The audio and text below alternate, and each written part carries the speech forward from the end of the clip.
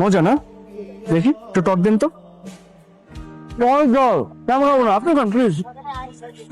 খুব মজা। কি হলো? কি সমস্যা আপনার? আপনাকে না বলছি আমার পিছু পিছু না ঘুরতে?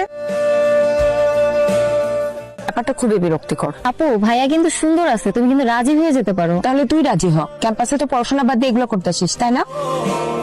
আপনাকে একটা কথা বলি, আমার কেন যেন মনে হয় আমি যে আপনার জন্য অপেক্ষা করি এটা আপনার ভালোই লাগে। জি না, এটা সম্পূর্ণ আপনার মনের ধারণা। তাও আমি অপেক্ষা করব যতদিন না আমার এই অপেক্ষা আপনার কাছে ভালো লাগছে। তো কোনো লাভ নাই, আপনি সারা জীবন অপেক্ষা করলে মুনার না কখনো হ্যাঁ হবে না। তাও আমি অপেক্ষা করব। আপনি থাকেন। এক্সকিউজ মি, আপনি কি আমাকে দেখো না দেখার ভান করছেন? না দেখার তো কোনো কারণ নাই, জলজ্যান্ত একটা মানুষ। আমি আসলে আপনাকে একটা কথা বলতে চাচ্ছিলাম। বলুন। মুনা, আমি তোমাকে অনেক ভালোবাসি, আমি তোমাকে ছাড়া থাকতে পারবো না, প্লিজ। দেখুন, আমাকে একদম বিরক্ত করবেন না। সারাদিন ক্লাস করে জব করে এখন আমি বাসায় যাচ্ছি, আমি খুবই ক্লান্ত। এগুলো একটু নিন প্লিজ। আপনি আপনি এগুলো নিলে আমি চলে যাব। কতবার করে বললে আপনি বুঝবেন? আমি কি হিপনোসিসের কথা বলছি?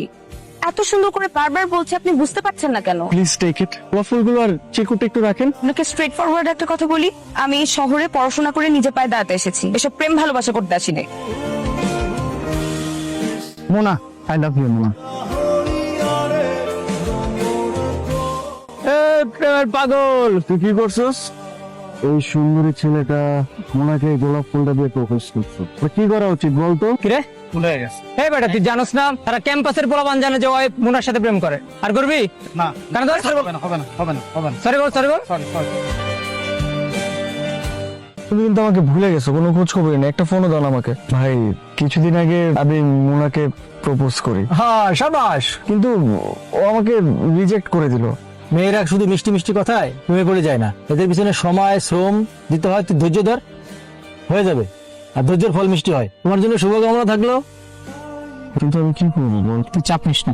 আমি না একটা জিনিস বুঝতে পারি না, মোনার এই ধনী লোকদের নিয়ে এরকম নেগেটিভ আইডিয়া কেন, কি এরকম ডিসবিলিভ কেন? ঠিকই তো বলছি, এদেশে টাকা দিয়ে সাদাকে কালো, কালোকে সাদা প্রমাণ করা যায়। আর কিচ্ছু চাই না, শুধু টাকা চাই, টাকা। আর এটা তো ওপেন সিক্রেট রে ভাই।